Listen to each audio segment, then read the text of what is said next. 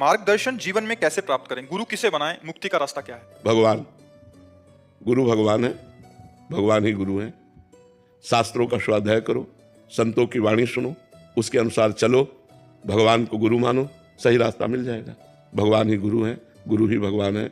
इंसान कभी गुरु हो नहीं सकता, क्योंकि इंसान की इतनी बड़ी बुद्धि होती है और परमात्मा समुद्र है। तो जैसे सीप समुद्र में नहीं समा सकता, ऐसे ही इंसान की बुद्धि इस माया से पार होने का रास्ता नहीं बता सकती। वही बुद्धि में बैठ करके रास्ता बताते हैं। अगर किसी को इस माया से मुक्त होने का रास्ता मिला तो भगवान से मिला। भगवान ही बुद्धि में बैठ करके उसका कल्याण करवाते हैं। भगवान से कल्याण होता है, इंसान से नहीं कल्याण। अनंत ब्रह्मांडों का जो स्वामी है, जिसने ऐसी प्रचंड माया फैला रखी है, कोई व्यक्ति हमें पार करा सकता है? आप विचार करो, इस माया से हमें कोई व्यक्ति पार करा सकता नहीं। विश्वेश्वर भगवान पार कराते हैं, वही गुरु है, गुरु ही भगवान है, भगवान ही गुरु है। तो हम भगवान को गुरु मानकर संतों की वाणी सुन करके सतमार्ग में चले। विश्व बंधु जी अंबाला से। राधे राधे गुरु जी। राधे राधे महाराज जी। मैं भारतीय वायुसेना में राष्ट्र सेवा हेतु तैनात हूँ।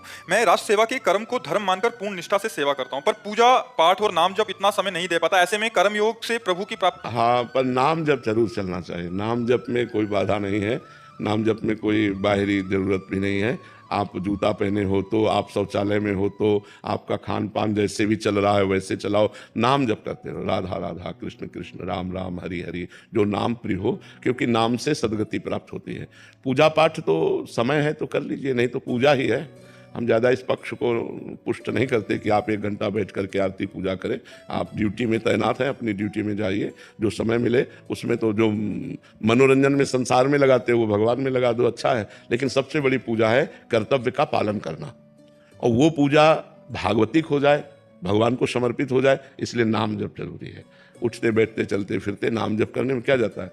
हर समय हम बात ही थोड़ी करते रहते हैं। जब हमारी वाणी मौन है तो अंदर से राधा राधा चल रहा है। अपने कर्तव्य का पालन करो, बिल्कुल निश्चित भगवान कृपा करेंगे। महाराज जी, जरूरी नहीं है कि तिलक कंठी और ये सब बांधा या मंदिर जा रहा है वही भक्त है। अपने कर्म क्षेत्र में भी धर्म देखो, पूर्वक कार्य कर रहा है। ये आचार्य परंपरागत दिए हुए भेष हैं, ये भगवत मार्ग के चिन्ह हैं। जैसे हम तिलक लगाए हैं, जटा रखाए हैं, कपड़ा पहने, ये हमारे सांप्रदायिक वेश हैं, साधु के वेश हैं। लेकिन अंदर से साधुता ना हो और वेश हो तो भगवत प्राप्ति तो होने वाली नहीं। और वेश ना हो और अंदर से वो साधुता हो तो निश्चित उसको भगवत प्राप्ति हो जाएगी। तो ये जरूरी नहीं है, जरूरी है ये अपने कर्तव्य का पालन करते हुए भगवान का नाम जप करना। बोले आपके उदाहरण की हो, हमारे भाग्य में लिखा है, हमारे भाग्य में लिखा है कि तुम्हें बचपन से बाबा जी बनना पड़ेगा। तो बचपन से बाबा जी है, हमारे भाग्य में भेष लिखा हुआ है, इनके भाग्य में लिखा हुआ है जटाजूट तुम्हें पहले धारण करना पड़ेगा, बाबा जी बनना पड़ेगा।